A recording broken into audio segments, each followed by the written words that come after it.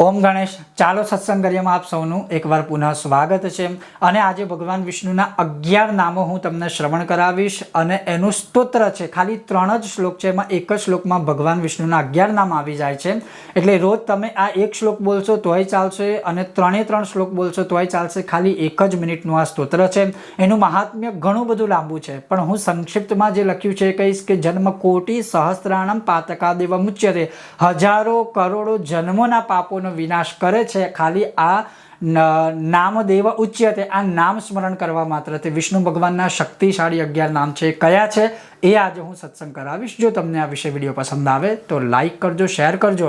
Channel પર નવા હોય તો સબસ્ક્રાઇબ અવશ્ય કરજો. તો ચાલો સત્સંગ શરૂ કરીએ. હવે આ સ્તોત્ર છે એની શરૂઆત આ રીતે થાય છે.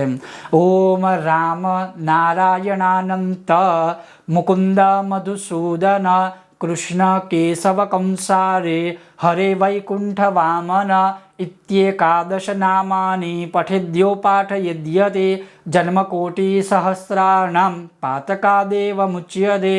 હરે મુરારે મધુકૈટભારે ગોપાલ ગોવિંદ મુકુંદ શૌરે યજ્ઞેશ નારાયણ કૃષ્ણ વિષ્ણુ નિરાશ્રયમ મામ જગદીશ રક્ષ. બસ આ 3 જ શ્લોકો છે. એમાં પહેલા શ્લોકમાં 11 નામ ભગવાનના આવી જાય છે.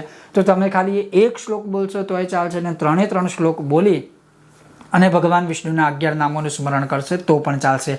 આ નામોનું સ્મરણ તમે આમ તો કોઈ પણ સમય કરી શકો, છતાં પણ સવારે જ્યારે આપણે આપણું પૂજાપાઠ કરીએ એના પહેલાં અથવા પૂજાપાઠ પૂરું થઈ જાય એના પછી, એટલે સવારે, બપોરે, સાંજે કે રાત્રે કોઈ પણ સમયે આ પાઠ કરીએ તો કદાચ આપણાથી કોઈ અજાણતાથી ભૂલ થઈ ગઈ હોય તો ભગવાન એ ભૂલને, જો દોષ છે એ ભગવાન એ ભૂલને ક્ષમા કરે છે, ક્ષમા આપણને આપે છે.